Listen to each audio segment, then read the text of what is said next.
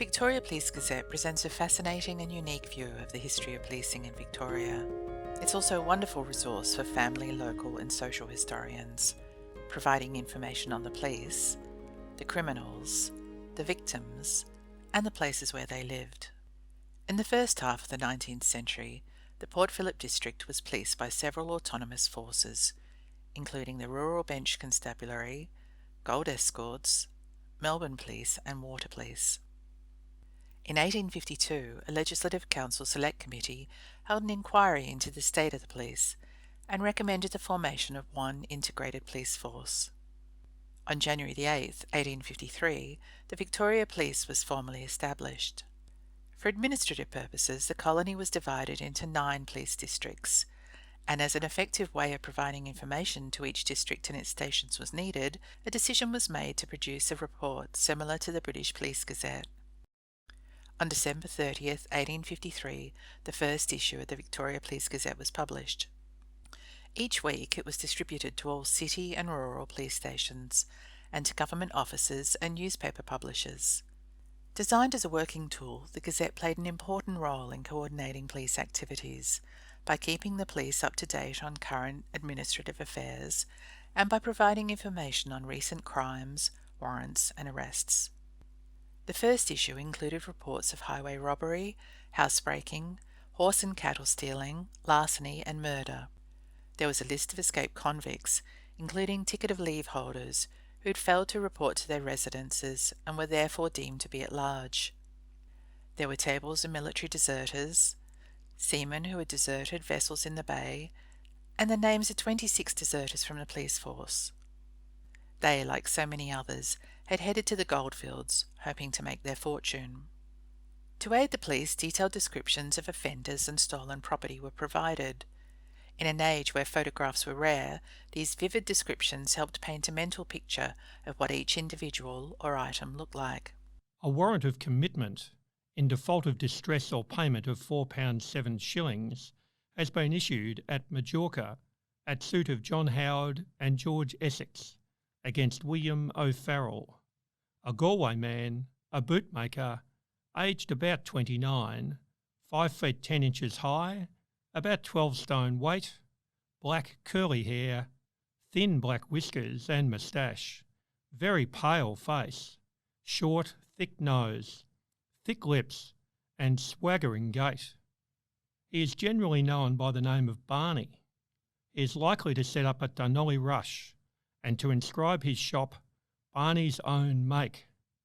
He formerly lived at Talbot with a prostitute known as Cock-eyed Fan.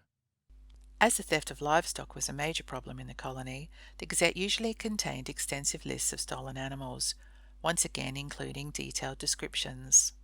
Stolen from Robert Seary, tinsmith, Echuca, about 16th November. A flea-bitten grey small cob horse, branded something like H near shoulder, C near neck, chafed by collar on top of neck.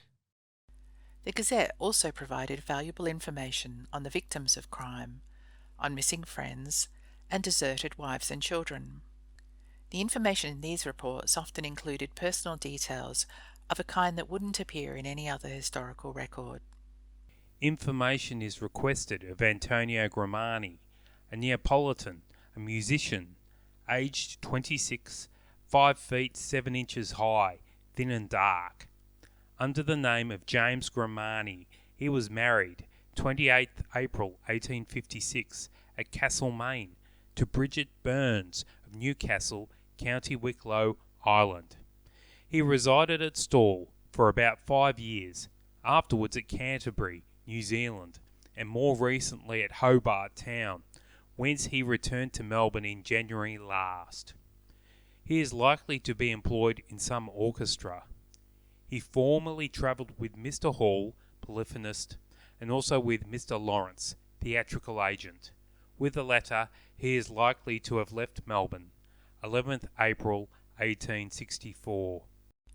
By the 1860s, details of recently discharged prisoners were included in the Gazette. Over time, the number of women featured in these lists increased dramatically, for this was an age when anyone with no visible means of support could be imprisoned for up to 12 months. Although much of the Gazette was taken up with reports of crimes, one of its principal functions was to communicate police affairs between stations. Information included extracts from the Government Gazette covering regulations and the appointments of officials, lists of licences granted, excerpts from other police gazettes, and reports of rewards awarded to police. To Detective First Class Charles Black at Melbourne, the sum of £3 has been awarded from the Police Reward Fund in acknowledgement of his skill and attention shown in the arrest of William Turner for violent assault and highway robbery on Denny Walton. The prisoner has been sentenced to 8 years hard labour on the roads, the first year in irons, January 1864. Lists of new appointments, promotions, discharges and transfers appeared regularly, and from 1900 the Gazette featured a complete list of police officers, including their rank, registration number and date of appointment. This information is particularly useful for researching a police officer, allowing you to follow their career path over time. Around the turn of the century, photographs began to appear in the Gazette, displaying deserters from merchant vessels, illegal aliens, wanted persons, and discharged prisoners. With the new century came many other changes. Lists of stolen cattle and horses were gradually replaced by lists of stolen bicycles, motorcycles, and later on cars and number plates. Larger-scale robberies of factories, shops and warehouses became more prevalent, and the bushrangers of the 19th century disappeared to be replaced by inner-city larrikin gangs. Here's Valentine Keating, leader of the Crutchy Push, a gang who terrorised the streets of Melbourne around the turn of the century. In the 20th century, technological advances made it far easier to communicate information between police stations. However, it wasn't until the 1960s that the Police Gazette stopped including details of criminal activities, focusing primarily on administrative matters. The Victoria Police Gazette is a tremendously rich resource which we encourage you to explore. You may discover an ancestor who was once a member of the police force, that in 1891 your great-uncle George was charged with furious driving in Alphington, or that your great-great-grandmother Jane was once robbed of 24 cricket balls and a number of bats. Why she was in possession of so many bats and balls remains a mystery to this day.